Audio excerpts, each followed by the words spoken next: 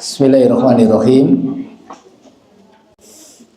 Assalamualaikum warahmatullahi wabarakatuh.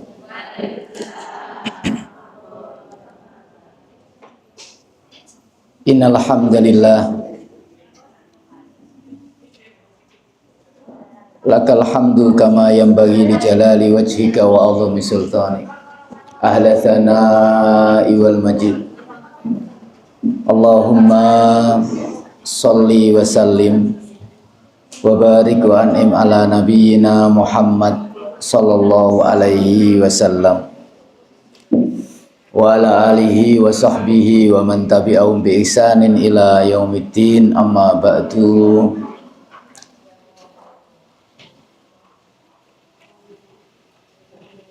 Ibu-ibu yang dirahmati Allah Subhanahu wa taala, wabil khusus sedaya pengasuh pengurus Majelis Taklim Ummahat Al Istiqomah ingkang dipun rahmati Allah Subhanahu wa taala. Alhamdulillah, tentu syukur kita kepada Allah Subhanahu wa taala. Sore menika kita saged rawuh ngaos bermajelis dalam majelis ilmu insyaallah.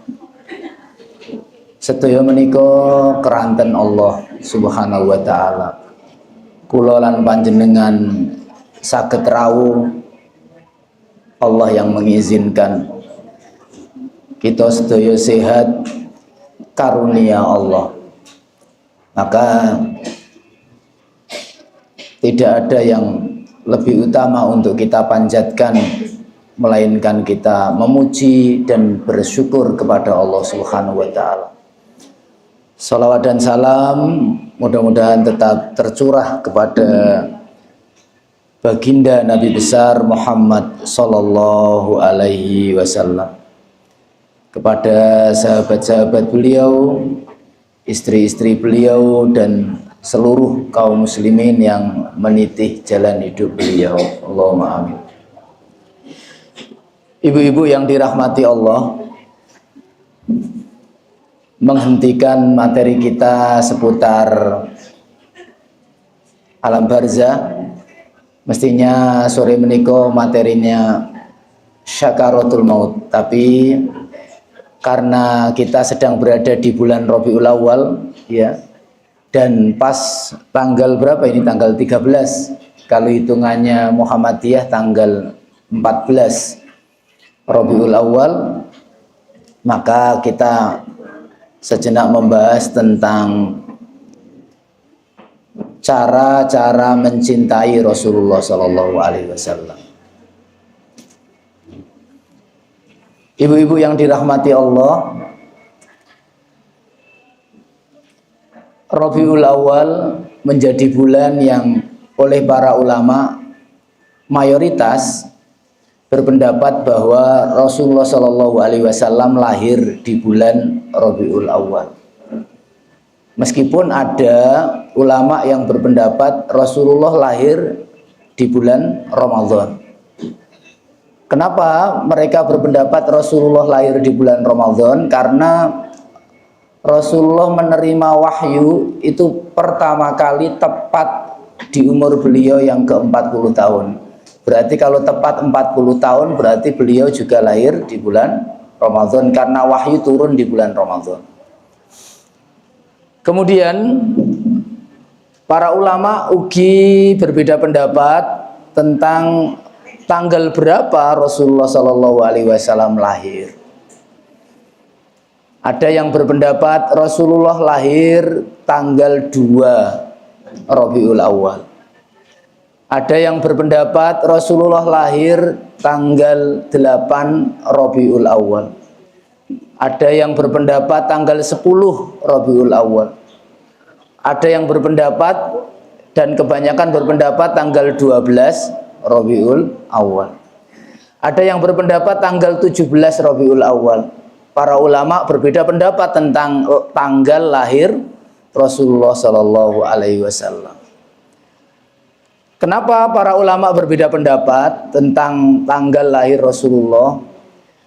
Tentu karena di dalam hari kelahiran Rasulullah tidak ada ibadah khusus yang disyariatkan, maka tidak ada perhatian besar terhadap hari tanggal lahirnya baginda Rasulullah Sallallahu Alaihi Wasallam. Berbeda dengan hari-hari yang ada ibadah khusus.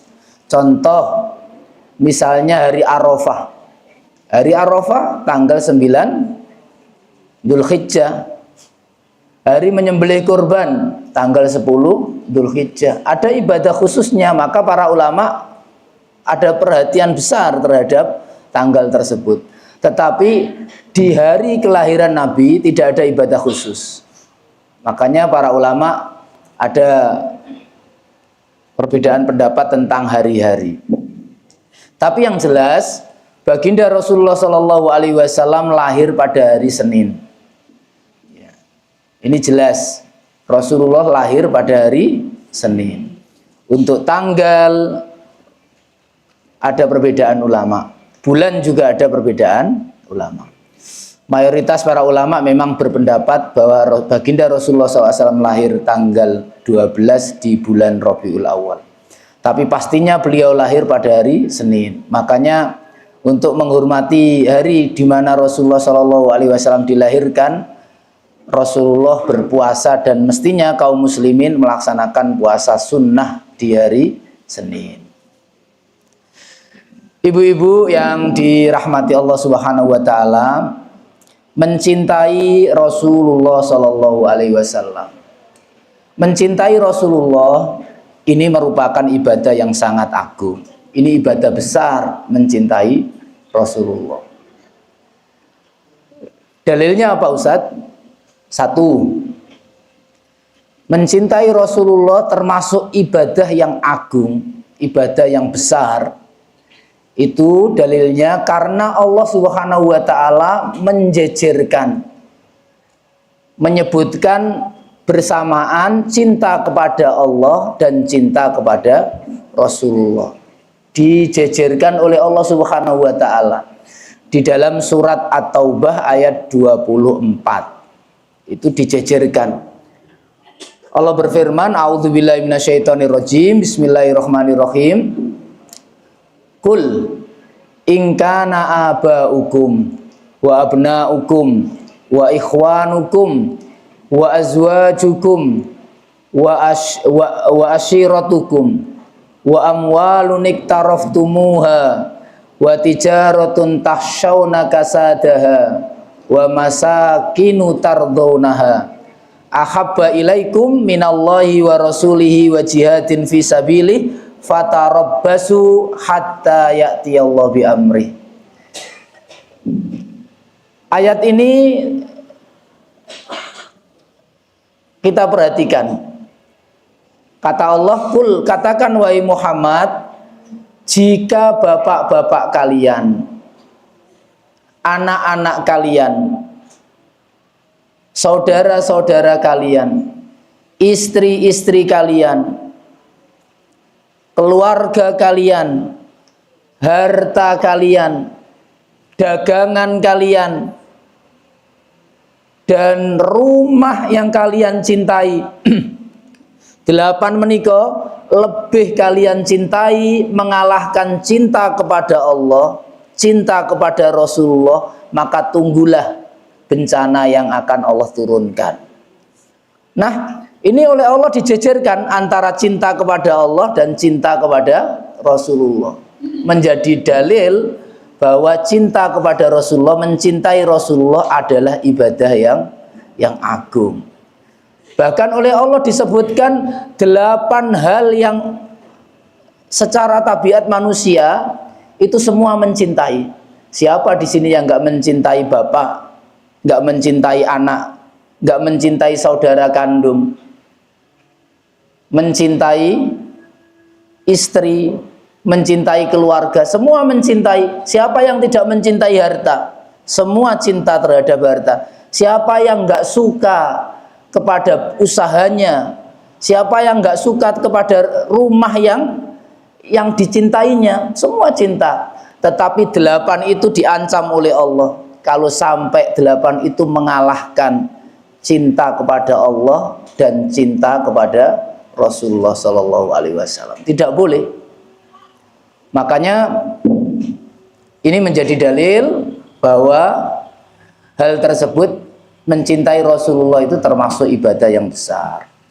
Juga Rasulullah Shallallahu Alaihi Wasallam, beliau juga menyampaikan, disandingkan cinta kepada Rasulullah dan cinta kepada Allah. Beliau mengatakan, salasun man kunna fihi wajada bihinna halawatal iman. Ada 3, wonten 3 hal. Siapa yang bisa mengerjakan, dia akan mendapatkan manisnya iman, lezatnya iman. Keimanan itu punya rasa, Ibu. Ada orang yang diberikan oleh Allah karunia bisa merasakan lezatnya iman. Enak menjadi orang yang beriman. Beramal soleh itu merasakan nikmat betul.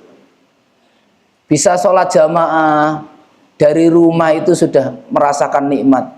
Akan berjumpa dengan Allah, di rumah Allah, beribadah kepada Allah, nikmat.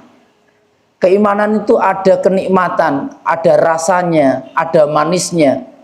Siapa yang bisa melakukan 3 akan mendapatkan nikmat manisnya iman tadi. Di antaranya, yang pertama kata Rasulullah, an yakunallah wa rasuluhu ahabba ilaihi mimma siwahuma. Hendaknya dia menjadikan Allah dan Rasulnya paling dia cintai dari selainnya. Ini lagi-lagi menyandingkan cinta kepada Allah dan cinta kepada Rasulullah SAW. Mendapatkan manisnya iman. Itu menjadi dalil bahwa mencintai Rasulullah termasuk ibadah yang besar. Disandingkan dengan cintanya kepada Allah. Kemudian dalam membahas manisnya iman tadi, yang kedua, wa an yuhibbal mar la yuhibbu illa lillah. Hendaknya dia mencintai manusia, tidak ia cintai kecuali karena Allah. Mencintai karena Allah, membenci karena Allah. Nah, ini juga dalil bahwasanya mencintai itu, Ibu, itu termasuk akidah. Kalau sore ini temanya akidah, benar juga. Karena mencintai dan membenci itu termasuk bagian daripada akidah. Iman itu adalah akidah dan tidak bisa merasakan manisnya iman kecuali kita mencintai Allah, mencintai Rasulullah Shallallahu Alaihi Wasallam. Ini termasuk akidah. Akidah mengatur. Makanya Rasulullah bersabda, "Autsaku urul Islam al-hubbu fillah wal bughdhu fillah."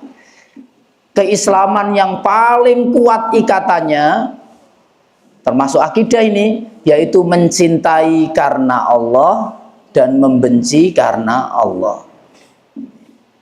Kalau ibu-ibu ini autsak, ikatan akidah, ikatan Islam yang kuat.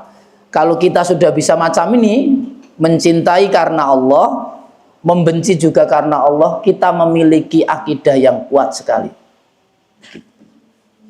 Tidak mencintai seseorang kecuali karena Allah, siapapun itu. Dan ada saatnya membenci seseorang itu juga karena Allah Subhanahu wa ta'ala. Kumpul karena Allah, berpisah pun karena Allah Subhanahu wa ta'ala. Jadi Allah itu selalu menjadi pertimbangan dalam hidupnya. Kalau lagi mengambil teman, ini pengen berteman, maka dilihat teman ini membawa hubungan baik sama Allah atau tidak. Atau mungkin teman ini justru nanti menjauhkan hubungan kita kepada Allah. Pertimbangannya itu, apapun, mau beli sesuatu ini manfaat nggak untuk hubungan, untuk kedekatan saya kepada Allah. Kalau manfaat nggak apa-apa. Kalau nggak manfaat, apa justru nanti menjauhkan daripada kita sama Allah Subhanahu wa ta'ala, maka ditinggalkan. Ini dalam hidup apapun begitu.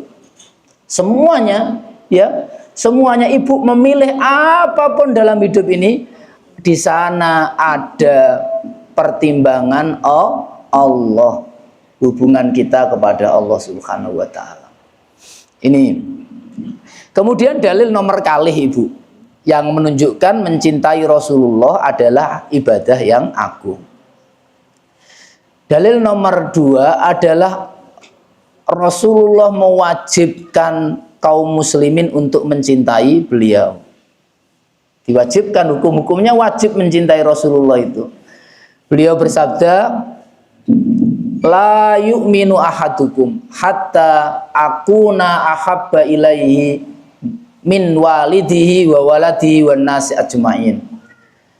Tidak beriman seseorang, kita ini tidak akan mendapatkan keimanan, atau keimanan kita tidak bernilai, atau keimanan kita tidak sempurna, kecuali kata Rasulullah menjadikan aku itu lebih dia cintai, mengalahkan cinta kepada ayahnya, mengalahkan cinta kepada anaknya, wan nas ajmain, dan mengalahkan cinta kepada seluruh manusia. Begitu. Jadi keimanan itu patokannya di sini adalah mencintai Allah, mencintai Rasulullah, itu nomor 1. Kalau nggak begitu iman tidak sempurna, iman tidak bernilai di sisi Allah Subhanahu wa taala. Iman adalah bagian daripada akidah. Maka pembahasan mencintai Rasulullah termasuk juga akidah. Penting sekali. Dan ini merupakan ibadah yang besar.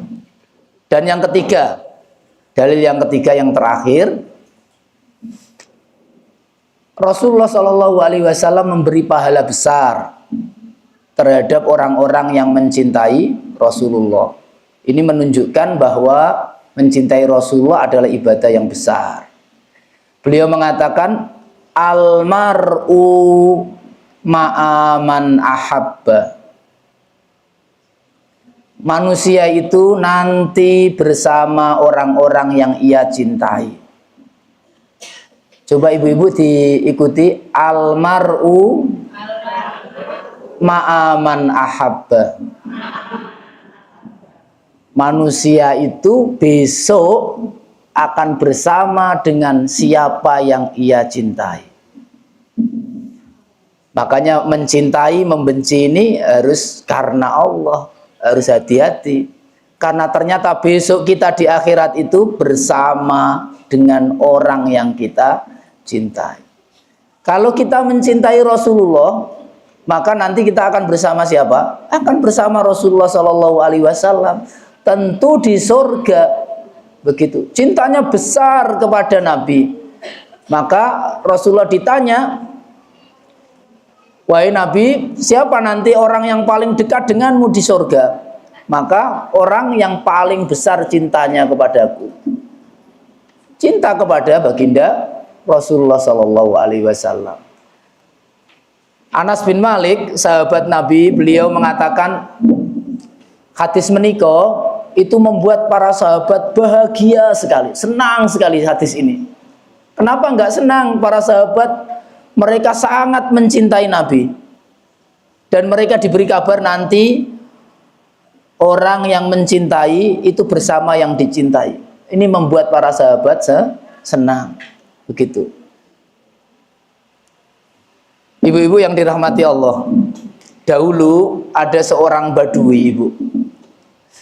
Badui itu wong desa, ngoten nggih. Wong desa. Kalau orang pegunungan, kalau di zaman Nabi itu ada orang tinggal di gunung-gunung, di pelosok-pelosok, itu namanya orang badui. Orang badui itu datang kepada Nabi, beliau tanya kepada Rasulullah, ya Rasulullah, mata sa'ah, wahai Nabi, kapan hari kiamat? Akhirnya karena Rasulullah mau sholat, beliau mendirikan sholat dulu. Lepas sholat, beliau nyari mana badui tadi. Kemudian setelah ketemu, badui tadi ditanya, kamu tanya tentang kiamat, apa yang kamu siapkan kalau kamu berjumpa dengan hari kiamat? atau di hari akhirat nanti apa yang kamu siapkan? Badui itu menjawab, wahai Nabi, aku tidak punya persiapan sholat yang bagus. Orang Badui, aku juga nggak punya persiapan sodako yang banyak, miskin. Aku nggak punya persiapan puasa yang bagus. Tapi yang jelas, aku sangat mencintaimu. Aku sangat mencintai nabiku. Ini persiapanku, mencintai nabinya. Maka Rasulullah mengatakan, anta ma'aman ahbabta. Kamu nanti di akhirat bersama dengan siapa yang kamu cintai. Senang dia bersama Rasulullah Shallallahu Alaihi Wasallam. Makanya ibu-ibu, hati-hati di dalam mencintai, di dalam membenci. Harus karena Allah Subhanahu Wa Taala. Jangan sampai kita kemudian mencintai artis-artis, cintanya besar, seneng sekali, sampai ngomongnya ditiru, pakaiannya ditiru, gaya hidupnya ditiru, saking senengnya. Ada berita di media artis tersebut sakit, ikut nangis, ikut sedih karena seneng cinta. Padahal artisnya itu tidak Islam mungkin, ya. Dikabarkan artisnya meninggal gak doyan mangan. Saking cintanya luar biasa. Dalam hati itu cinta luar biasa. Padahal bintang film yang dicintai itu bukan orang Islam. Nanti kalau ibu-ibu itu dibangkitkan kira-kira bersama dia di tempat dia, macam mana? Ya, hati-hati. Hati-hati di dalam mencintai. Makanya manfaat besar kita itu mencintai Rasulullah Shallallahu Alaihi Wasallam, mencintai para ulama, mencintai orang-orang soleh, mencintai para ustadz, mencintai orang-orang baik, itu manfaatnya besar. Seneng saja ada orang soleh, ya. Kita cinta, kita perhatian, kita berikan sebagian apa yang kita miliki, senang. Nanti berharap, tentu kita berharap bersama orang-orang yang soleh, bersama para nabi, bersama para syuhada, bersama para kaum muslimin. Senang, kita akan dibangkitkan bersama-sama dengan mereka. Almar'u ma'aman ahabba. Manusia itu bersama dengan orang yang dia cintai.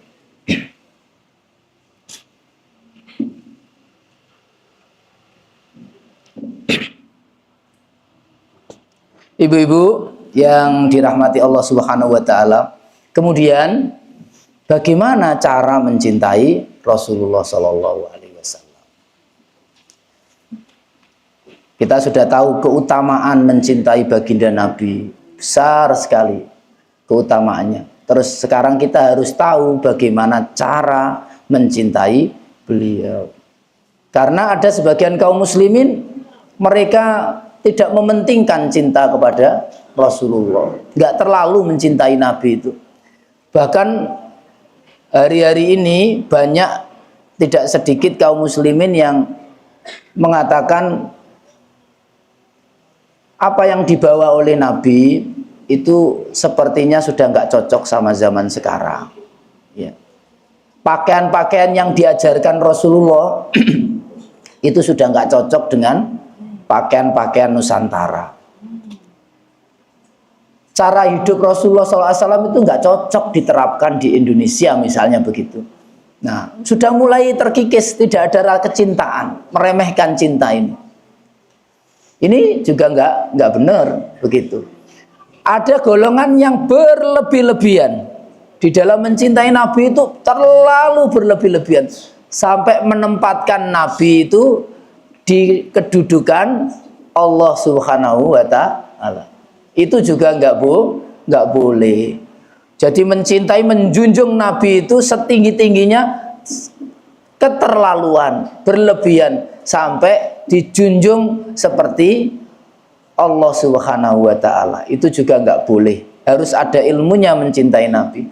Seperti mereka mengatakan wa bijudika khalqus samawati wal ard. Wahai Nabi, karena kedermawananmu terciptanya langit dan bumi ini. Ini salah tentu, nggih. Yang menciptakan langit dan bumi ini adalah kasih sayang Allah kepada hambanya. Begitu. Allah yang menciptakan semuanya. Ada yang mengatakan wa ilmuka ilmul qalam wal lauhil mahfud, dan wahai Rasulullah, engkau mengetahui apa yang ditulis oleh pena di lauhil mahfud. Ini juga keliru. Begitu. Tidak ada yang tahu kecuali Allah Subhanahu wa taala. Yang menulis takdir, yang menulis apa itu Allah. Itu semuanya atas kuasanya Allah. Rasulullah Shallallahu alaihi wasallam nggak punya kuasa atas itu. Ini menjunjung Nabi tidak di tempatnya. Ini juga keliru. Ada yang terlalu meremehkan, ada yang terlalu berlebih-lebihan. Tidak boleh.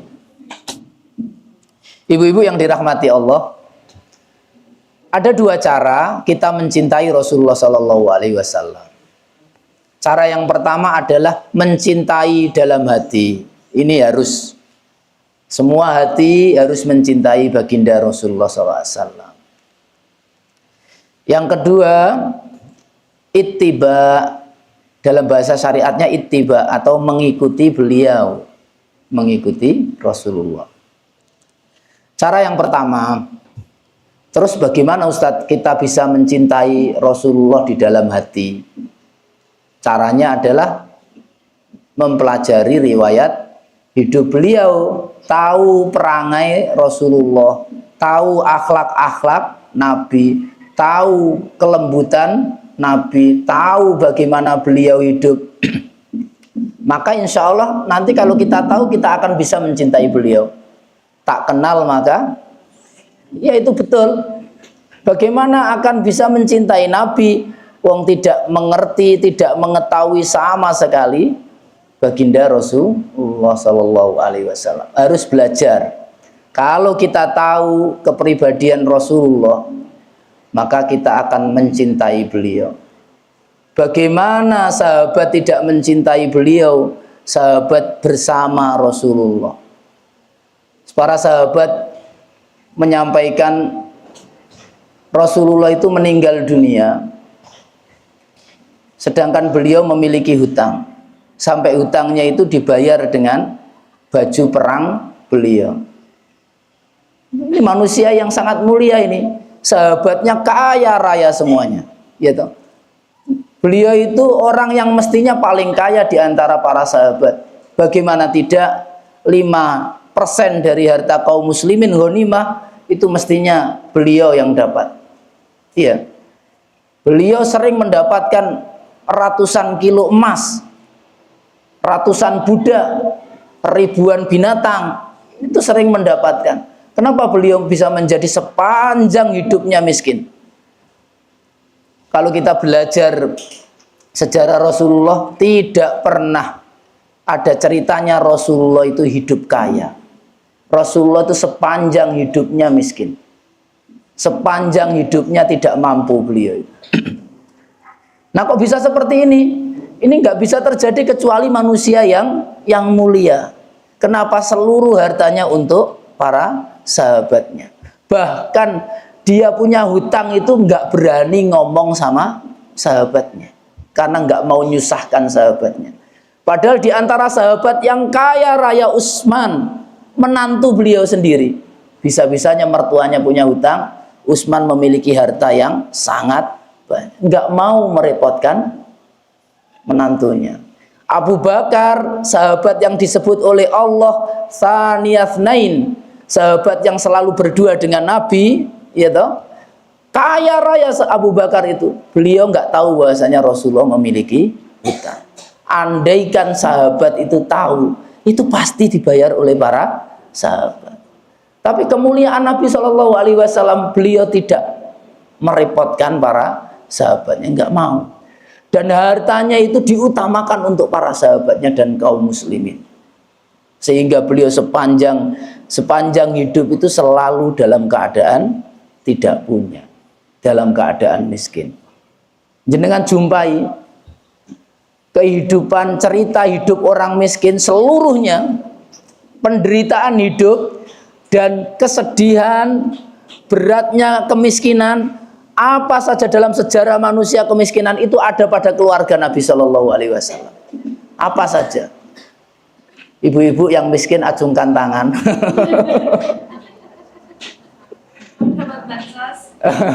Gak dapat bansos. Saya pengen tahu apa yang paling berat orang miskin itu. Ustadz, yang paling berat itu nggak punya makan.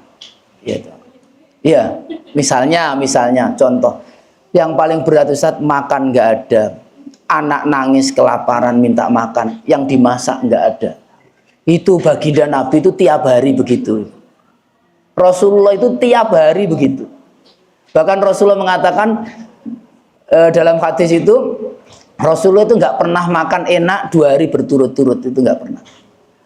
Rasulullah nggak makan itu sering, nggih. Rasulullah nggak dapat makan itu sering, 2 hari nggak makan beliau.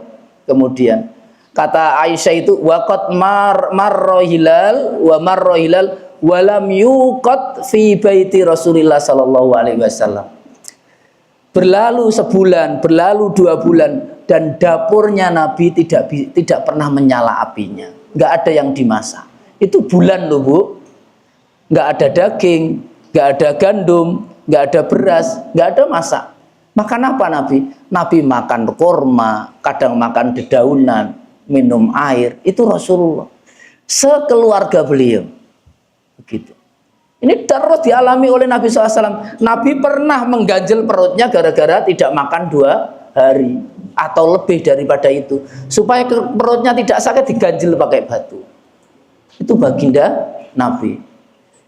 Seluruh penderitaan ibu-ibu yang ada di sini, kecuali cacat loh ya, seluruhnya sudah dirasakan oleh Rasulullah SAW. Apa yang belum dirasakan Nabi? Semua itu sudah dirasakan Nabi. Ada Ustadz yang paling menyedihkan, mudah-mudahan kita dijaga oleh Allah Subhanahu wa taala, Allahumma amin. Ditinggal meninggal anak yang dicintainya saat masih kecil. Wah, sakit menyayat betul Ustadz. Anak lucu-lucunya masih kecil meninggalkan kita. Itu seluruh putra-putri Nabi itu seluruhnya diambil oleh Allah saat masih balita. Nggih, semuanya. Rasulullah punya anak 7 itu semuanya diambil saat balita kecuali Fatimah. Kecuali Fatimah saja, semuanya diambil saat balita. Ada yang sudah besar diambil oleh Allah juga. Begitu.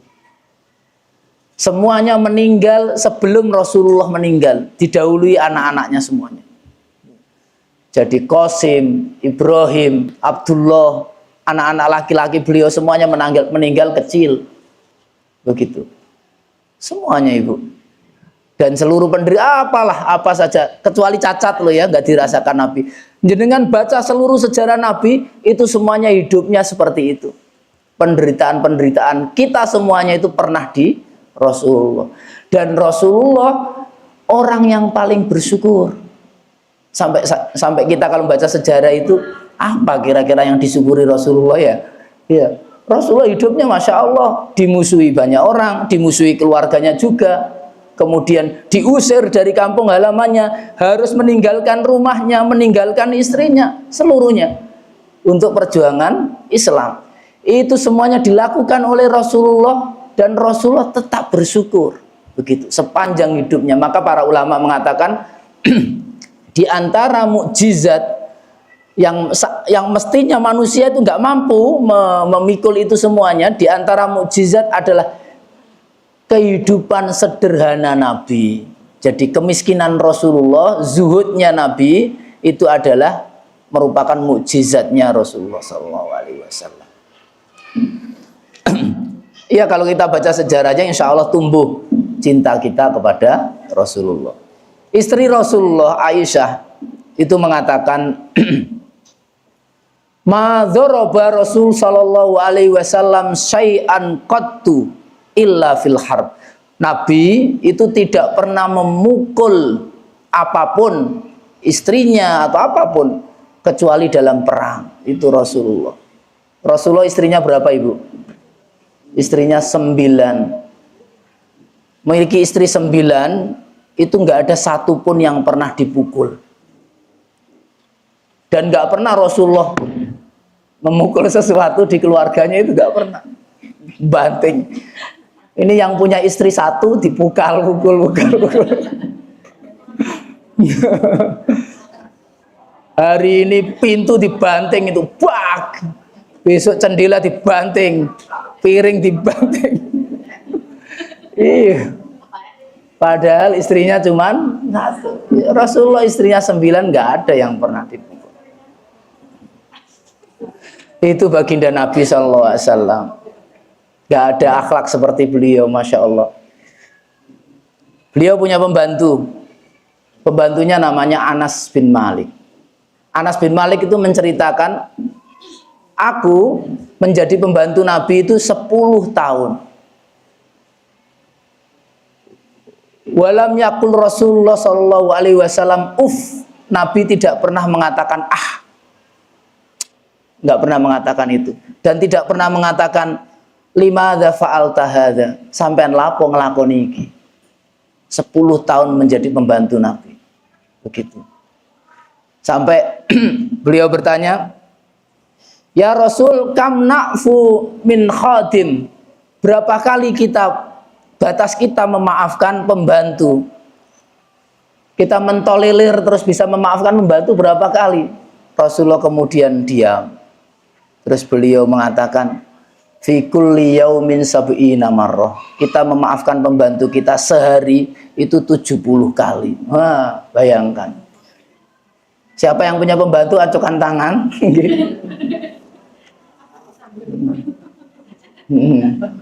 Tahu nyentak pembantunya, sampai lapo ngelakoni iki misalnya, memaafkan pembantu 70 kali. Bagaimana kelembutan Nabi Shallallahu Alaihi Wasallam? Pembantunya loh, Ibu.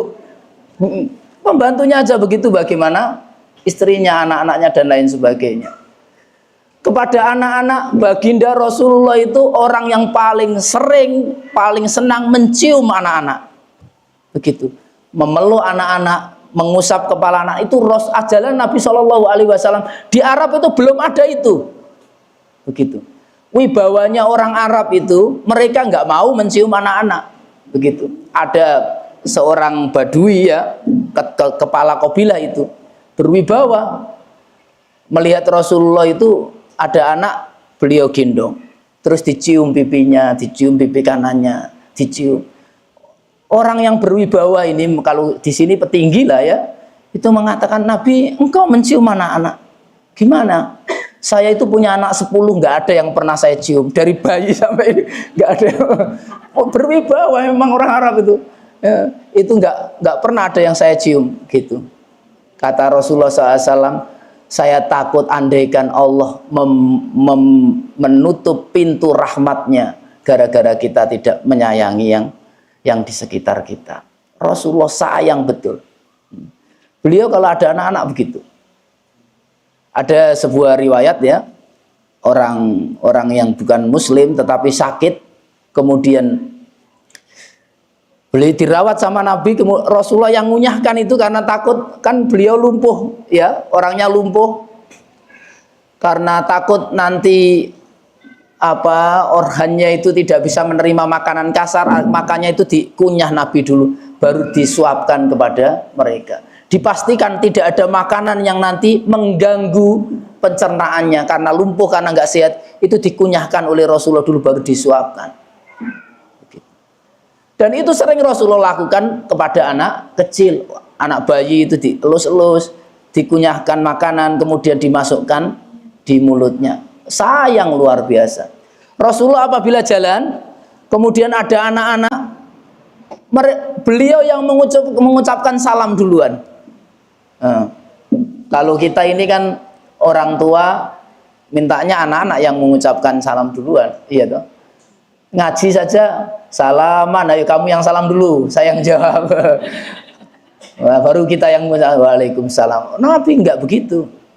Rasulullah ada anak-anak duduk, Rasulullah mengucapkan salam dulu. Begitu. Meskipun beliau nabi, manusia paling mulia, tapi beliau luar biasa. Akhlak beliau, kelembutan beliau, Masya Allah. Di antaranya lagi, Ibu, supaya kita sedikit mengenal Nabi. Rasulullah punya anak perempuan sampai besar, mendampingi hidup Nabi sampai Nabi meninggal dunia. Siapa namanya, Ibu? Fatimah. Fatimah itu meninggal setelah Rasulullah meninggal 6 bulan. Karena Rasulullah ngomong, "Nah, sebentar lagi kamu. Sebentar lagi kamu." Aisyah, Fatimah akhirnya seneng, nggak lama-lama berpisah dengan abahnya.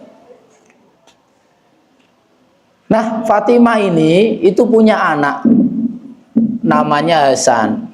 Belum genap umur setahun sudah punya adik. Di orang Sedayu namanya apa itu? Sundulan, namanya Husain. Akhirnya ngomong kayak punya anak kembar begitu. Fatimah ini kayak punya anak kembar. Kerjanya beliau menggiling gandum. Giling gandum dulu itu pakai batu, Ibu, batu besar, roho namanya, supaya apa? Gilisan gitu.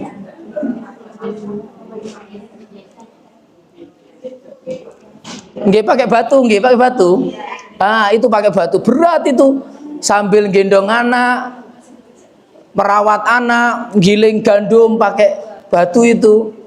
Akhirnya sahabat-sahabat yang lain ngomong sama Fatimah, "Wahai Fatimah, abahmu hari ini punya ratusan pembantu, punya ratusan budak dari perang. Coba kamu minta sama abah." Akhirnya Fatimah karena berat kerjanya, anaknya masih bayi, masih kecil, 2 lagi. Beliau datang ke rumah Rasulullah SAW. Datang ke rumah Nabi, ada ibunya Aisyah, ibu karena istri beliau ya Fatimah anaknya Khadijah. Ada ibu Aisyah, tapi Rasulullah nggak di rumah, akhirnya kembali pulang. Setelah malam hari Rasulullah tiba pulang, Aisyah cerita Fatimah datang, rencananya ini gitu. Akhirnya di malam hari, pas menjelang tengah malam, kita jam setengah 10 atau jam sekian, Rasulullah datang ke rumah Fatimah. Fatimah menceritakan, waktu itu saya sama Ali sudah hampir tidur, sudah di tempat tidur mau tidur. Rasulullah tiba-tiba izin masuk. Saat kita mau bangun nemuin Nabi, kata Nabi, enggak usah, kamu di situ aja, di situ aja. Akhirnya tidur. Rasulullah duduk di samping putrinya yang tidur dan menantunya yang tidur di samping. Rasulullah ngomong, "Kamu mau saya kasih apa yang lebih bagus daripada pembantu? Apa yang lebih membantu daripada pembantu?" Nah, ibu-ibu diingat ini, ibu-ibu yang kehidupannya susah, berat, anak masih kecil-kecil, pekerjaan berat, hidup berat sekali ya, ini kata Nabi, baca subhanallah 34 kali, alhamdulillah 33 kali, Allahu Akbar 33 kali sebelum tidur. Ketika sudah baring, sebelum merem itu Ibu, baca ini. Subhanallah pinten? 34 kali. Alhamdulillah 33 kali. Allahu Akbar 33 kali. Lepas itu ini lebih bagus daripada pembantu. Lepas itu kamu nggak akan merasakan beratnya hidup, kata Nabi. Dan Ali mengatakan, setelah itu aku nggak pernah meninggalkan bacaan ini setiap sebelum tidur. Ibu, bayangkan ibu-ibu, ada putri satu-satunya, ya toh, punya anak bayi 2, pekerjaannya berat, Rasulullah punya pembantu, minta pembantu, ya toh, dikasih wirid, cuman dikasih wirid saja, begitu. Terus pembantu-pembantu, budak-budak yang banyak itu dikasihkan siapa oleh Nabi?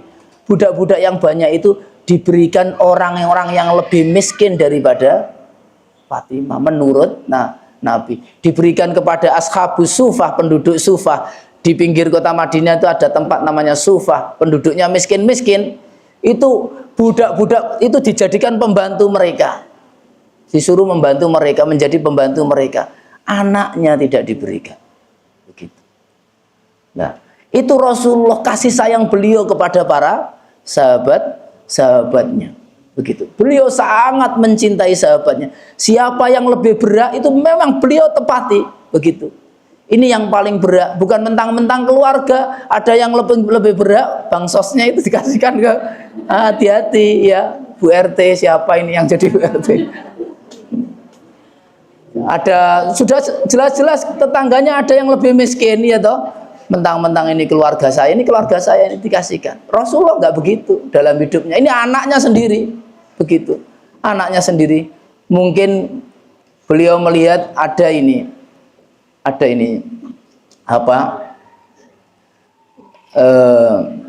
orang miskin yang butuh pembantu, lebih butuh pembantu, dikasihkan. Ada yang sahabat-sahabat bertani dan lain sebagainya lebih dikasihkan sama mereka oleh Rasulullah SAW. Nah itu beliau seorang pemimpin, seorang pejabat, petinggi nomor 1 dari kaum muslimin, nggak ada yang mengalahkan beliau. Kekuasaannya mengalahkan Romawi, ya. Tetapi ketika Rasulullah membagi budak-budak yang diberikan itu justru bukan keluarga Nabi Shallallahu Alaihi Wasallam. Tapi jangan diartikan keluarga nomor sekian. Ini dalam arti tadi Ibu ya. Jangan sampai ada, saya sering kadang menjumpai ada ibu itu anaknya masih kecil.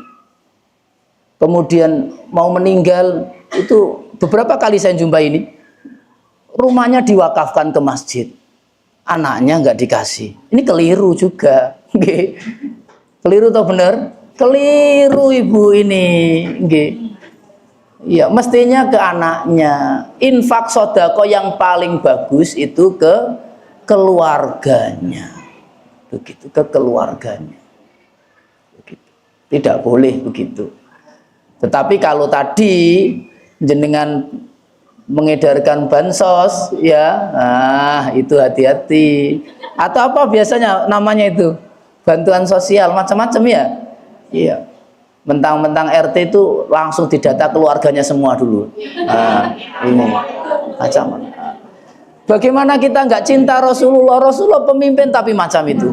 Nggih.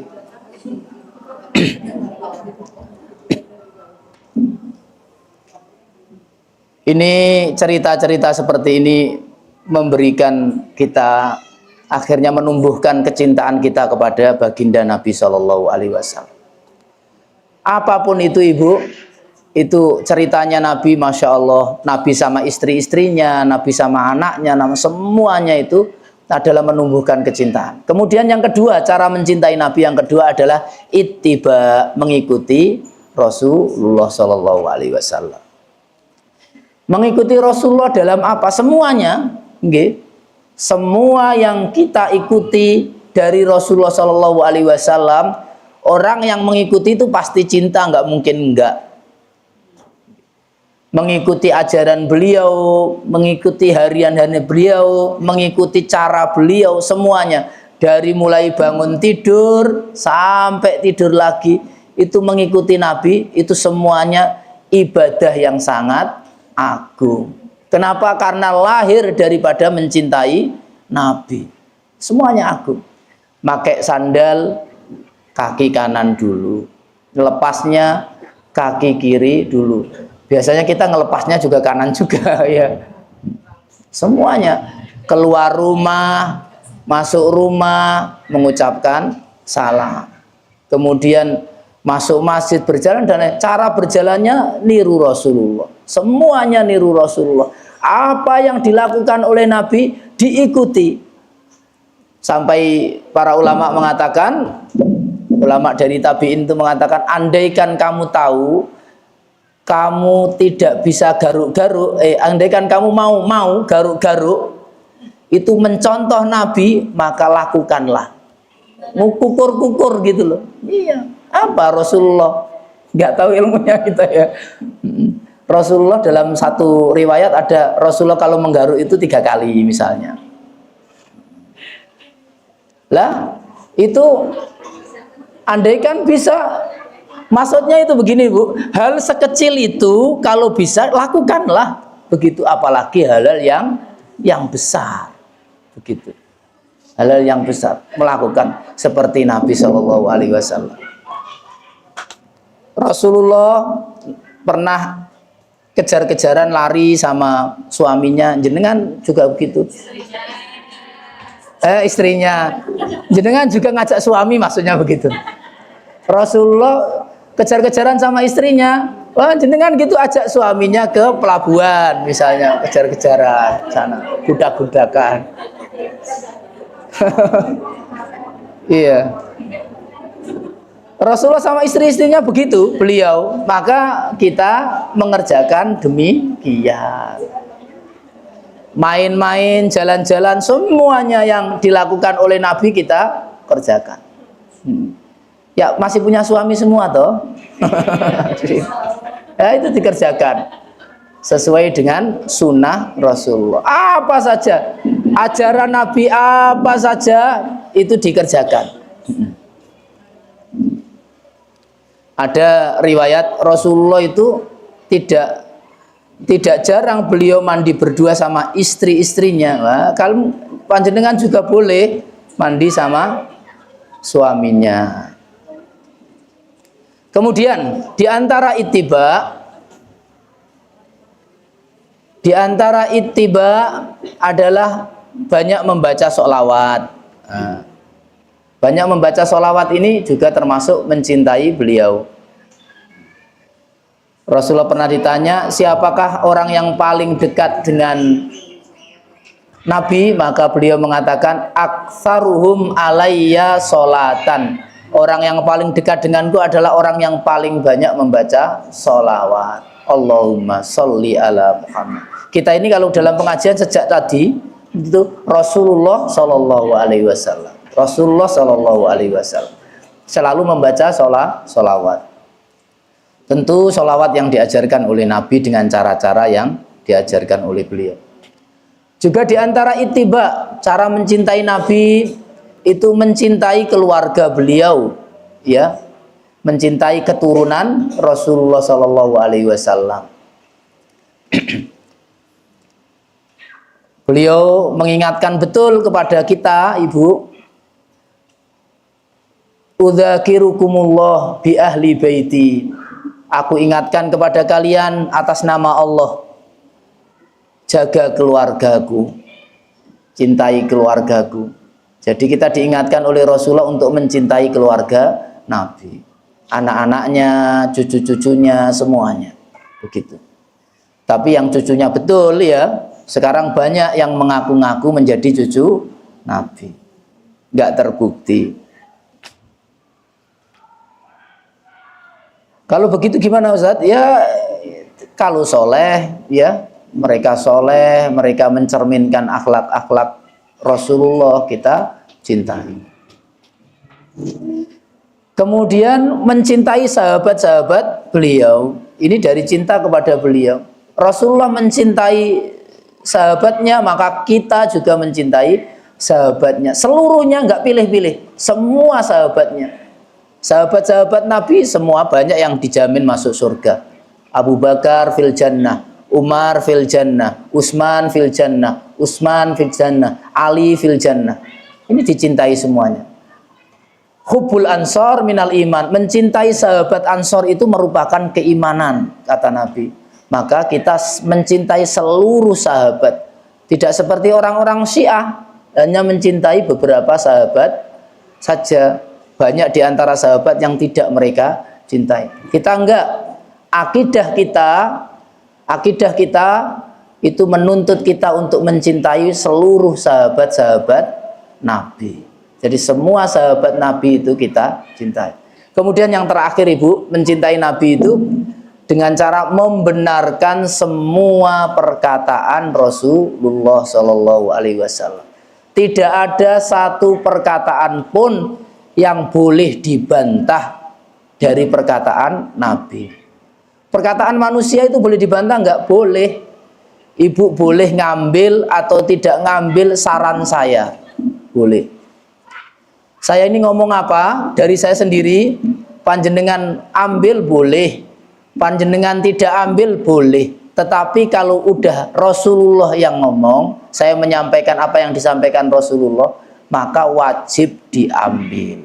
Nggak boleh dibuang. Nggak boleh, nggak cocok ini, saya nggak cocok ini. Dari perkataan Rasulullah nggak boleh. Mencintai apapun yang dicintai oleh Rasulullah juga termasuk kecintaan terhadap Nabi. Rasulullah kalau buka sukanya pakai apa? Pakai kurma.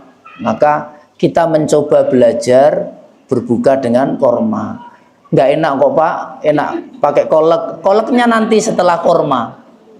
Kolek tetap ada, ya toh. Kurma dulu. Nah ini kan mencintai Rasulullah. Ini bukannya Rasulullah pakai kurma. Maka saya buka. Rasulullah suka sahur pakai kurma, kita juga suka sahur pakai kurma. Nanti tetap nasinya tetap ya, kurmanya dulu. Nanti tetap nasi. Nggak kuat poso. Tetapi ini babnya adalah bab mencintai Nabi. Apa yang menjadi kebiasaan beliau kita cintai. Rasulullah nggak suka wanita yang membuka aurat, jangan buka aurat. Iya. Semua wanita siapa yang nggak suka? Perempuan pasti seneng mereka memperlihatkan sebagian auratnya, seneng agar dilihat sebagian. Mungkin kalau ibu-ibu enggak, sudah tua ya. Apa yang dilihatkan? Mau memperlihatkan yang mana ya?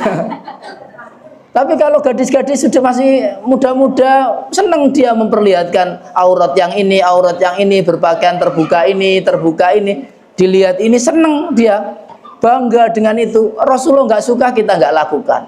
Rasulullah nggak suka itu, nggak mau. Rasulullah nggak suka. Maka ini dari apa ini? Dari bukti kecintaan, cara kita mencintai Rasulullah Shallallahu Alaihi Wasallam. Ibu-ibu begitu, mudah-mudahan bermanfaat. Ada pertanyaan silahkan, masih ada waktu 5 menit ini.